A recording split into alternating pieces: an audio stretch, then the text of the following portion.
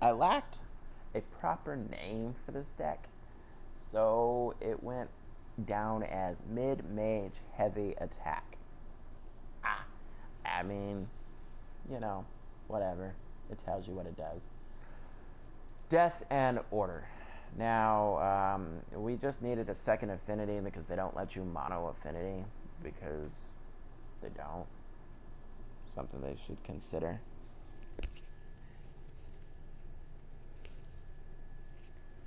So, that being said, there was a card, and we've already went over it because, it was in another deck, but there was a card I knew I wanted to make a deck around.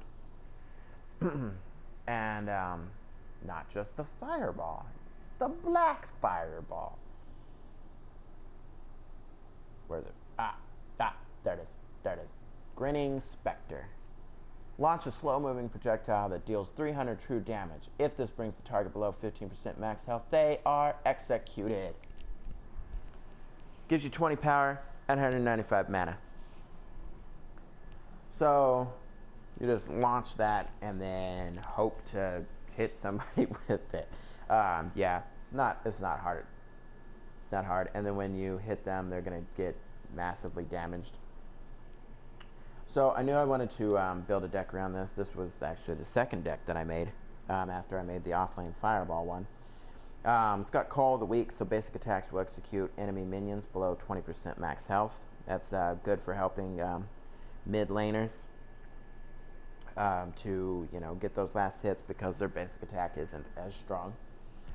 Devastation, gain 3 power when an enemy structure is destroyed. It is a cursed card, so if you equip this one, that's it.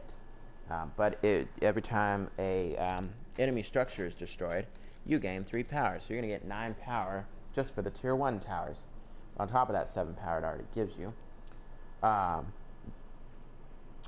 Finder of Playthings. 10 power and 56% mana regen. That's massive mana regen right there. Target enemy hero to reduce attack speed by 30 and move speed by 100. So they're basically dead in the water at that point. They're not swinging or shooting fast. They're not moving fast for 2.5 seconds. In addition, reveal all enemy heroes for 6 seconds.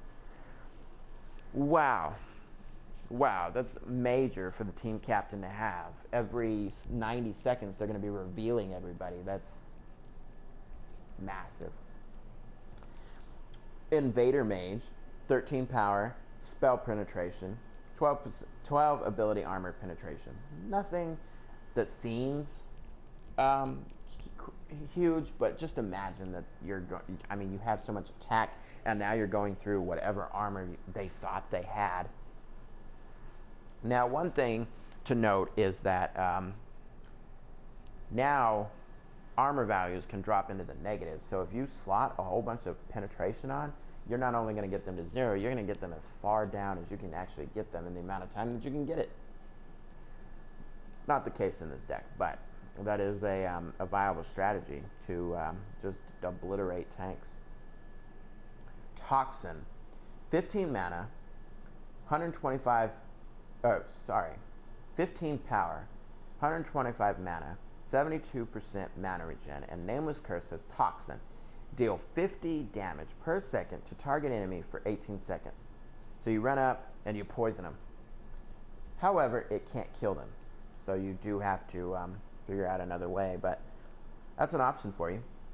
And then Plague Lord Malik. 17 power, 290 health, 170 mana. 17 power, 290 health, 170 mana. Blight Aura, and a movement speed penalty aura to anybody around you, any enemy around you. Blight, again, reduces all healing by 75%. Now we went for all mana gems, and then we went for the improved killing blow. So you're going to be dealing additional damage, you're going to be burning them, and then you're going to be getting mana from the minions, as we've talked about before. I'm going to start skipping over gems because it's kind of basically the same thing. Once you watch one of these videos, you can pretty much get how the gems work. The main thing I want to talk about in these builds is the cards. So I've kind of gone over pretty much every gem across all the builds. And so now I'll just talk about the cards, and you can kind of just glance up and see what the gems are that I personally slotted in the deck, you know, and why. And for obvious reasons, it's a mage deck, so we're going intellect because we want that mana and that mana regen. So, yeah, that's that.